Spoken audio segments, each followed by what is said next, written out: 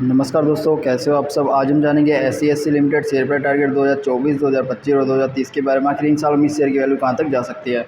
तो दोस्तों, अगर हमें जैसा कि हम जानते हैं किसी भी कंपनी की शेयर की टारगेट वैल्यू निकालनी है तो उसके लिए हमें सबसे पहले कंपनी कुछ ज़रूरी चीज़ों को देखना होगा। तो चलिए फटाफट से देख लेते हैं, उसके बाद जो है टारगेट वैल्यू को हम देखेंगे। एक्चुअली में जो टारगेट वैल्यू है वो ऑलरेडी निकल चुकी है, जो हमने नीचे दी हुई है उसको भी हम देख लेते हैं कि आखिर इन सालों में इस शेयर की टारगेट वैल्यू क्या हो सकती है। तो सबसे पहले रिपोर्ट में दिया हुआ कंपनी की प्रोफाइल, जो कंपनी की जर्नल चीज़ें होती है वो सब आपको देखने मिल जाएगी। जैसे भाई कंपनी का जो हेड ऑफिस है कोलकाता में है, और कंपनी का मार्केट वैल्यू 17,126 करोड़ है। स्टॉक रैंक ये है, और सेक्टर जो है पावर जनरेशन का है। ठीक है, वो सब जानकारी आपको मिल जाएगी। उसके बाद दिया हुआ है कंपनी की पिछले 5 सालों में शेयर की कीमत में हुए बड़े बदलाव।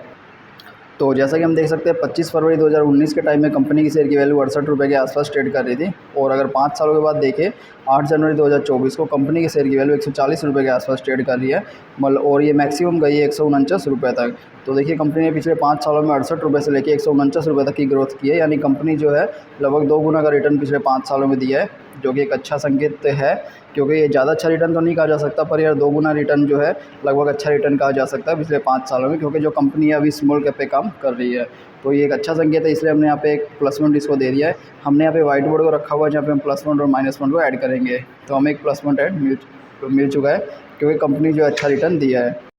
उसके बाद दिया हुआ कंपनी की फाइनेंशियल रिपोर्ट की, वही कंपनी कितना का रेवेन्यू और प्रॉफिट बना रही है।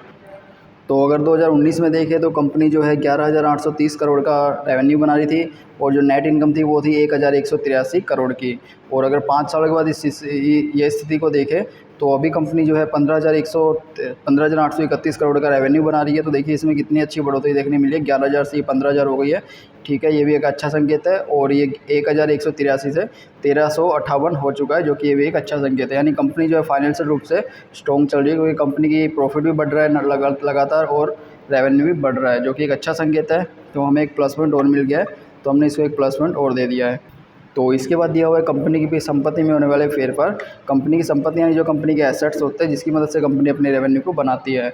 जैसे इंडस्ट्रियल व्हीकल हो गई, ऑफिस हो गई, ब्रांच हो गई। तो अगर 2019 में देखें तो कंपनी के पास 33,469 करोड़ की संपत्ति थी। और अगर 5 सालों के बाद 2023 में देखें तो कंपनी के पास 37,711 करोड़ की संपत्ति है। तो देखिए इसमें कितनी अच्छी बढ़ोतरी देखने मिली है, जो कि एक अच्छा संकेत है। क्योंकि अगर कंपनी की संपत्ति बढ़ रही है तो उससे कंपनी के रेवेन्यू सोर्स भी बढ़ सकेंगे।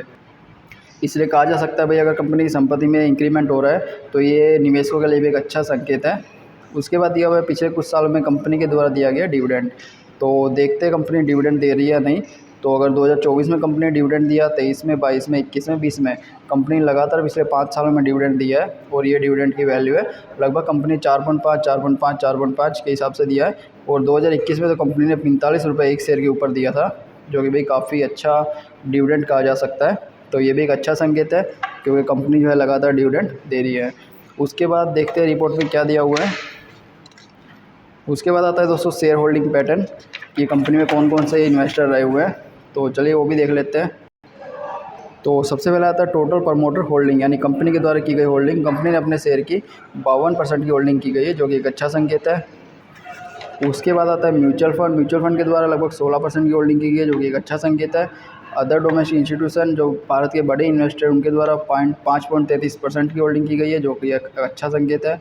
फॉरेन इंस्टीट्यूशन, विदेशी इन्वेस्टर के द्वारा 11.95, लगभग 12% की होल्डिंग, ये भी एक अच्छा संकेत है। देखिए इसमें विदेशी इन्वेस्टर कितनी अच्छी मात्रा में रहे हुए हैं। और रिटेल इन्वेस्टर 14%। जैसा कि हम जानते हैं रिटेल इन्वेस्टर अगर कम मात्रा में होते हैं तो अच्छा माना जाता है, ये भी एक अच्छा संकेत है। ओवरऑल जो शेयर होल्डिंग पैटर्न वो काफ़ी अच्छा देखा गया है, तो हमें इसको एक प्लस पॉइंट दे सकते हैं। तो देखिए हमें कितने सारे प्लस पॉइंट मिल चुके हैं, अभी तक हमें एक भी माइनस पॉइंट नहीं मिला है। तो चलो देखते हैं आगे, हो सकता है कोई माइनस पॉइंट भी हो इसमें। उसके बाद रिपोर्ट में दिया हुआ है कंपनी का फ्यूचर स्कोप और हिस्ट्री, कंपनी कौन कौन से सेक्टर में काम कर रही है। तो देखिए फटाफट से कंपनी के बारे में कुछ जानकारी ले लेते हैं। कंपनी जो है fully integrated electric utility company है।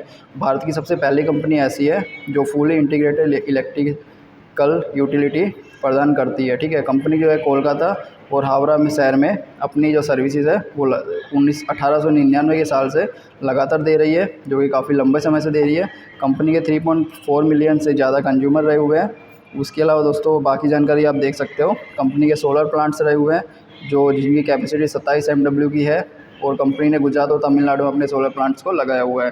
ठीक है, अब बात करते हैं शेयर की टारगेट वैल्यू की। तो दोस्तों ये टारगेट वैल्यू होती है किसी प्रकार का सजेशन नहीं है, ये एक्सपर्ट के द्वारा दी जाने वाली अंदाजित वैल्यू होती है। तो अगर 2024 में देखें तो कंपनी के शेयर की वैल्यू 170 रुपये से 195 रुपये तक जाने की संभावना को बताया जा रहा है। और 2025 के साल में 205 रुपये से लेकर 225 रुपये तक जाने की संभावना को बताया जा रहा है। और 2030 के साल में यह वैल्यू 635 से लेके 840 रुपये तक जाने की संभावना को बताया जा रहा है। इसके बाद कंपनी के जो टॉप कंपटीटर्स देखे जा सकते हैं जो इसी सेक्टर में वर्क कर रहे हैं। और कंक्लूजन आप देख सकते हैं। कंक्लूजन में दोस्तों दिया हुआ है कि भाई जो आप कंपनी में निवेश करने से पहले उसके साथ साथ में नए प्रोजेक्ट और समाचार के जो कंपनी के नए प्रोजेक्ट होने वाले हैं भविष्य में और कंपनी के बारे में समाचार आ रहे हैं उसके बारे में अपडेट रहना आपको ज़रूरी है। उसके हिसाब से आप इस शेयर की जो है ले बेच कर सकते हैं। उसके अलावा इसमें बताया हुआ है ज़्यादा मात्रा में निवेश न करते हुए पोर्टफोलियो का कुछ हिस्सा कंपनी को देने एक स्मार्ट इन्वेस्टमेंट कहा जा सकता है। ठीक है, मतलब आपको ज़्यादा मात्रा में भी इन्वेस्टमेंट नहीं करना चाहिए। कम एक लगभग सीमित मात्रा में आप इसमें निवेश कर सकते हो जो कि एक स्मार्ट इन्वेस्टमेंट कहा जा सकता है। और उसके अलावा अगर प्लस पॉइंट माइनस पॉइंट की बात करें तो इसमें हमें 5 प्लस पॉइंट देखने मिले, एक भी माइनस पॉइंट देखने नहीं मिला, जो कि निवेशकों के लिए एक अच्छा संकेत है। तो दोस्तों इसके अलावा जैसे जैसे हमें अपडेट मिलेगी हम आपके साथ भी अपडेट करेंगे। इसलिए चैनल को सब्सक्राइब कर लें, वीडियो को लाइक करें। तो चलिए मिलते हैं नेक्स्ट वीडियो में।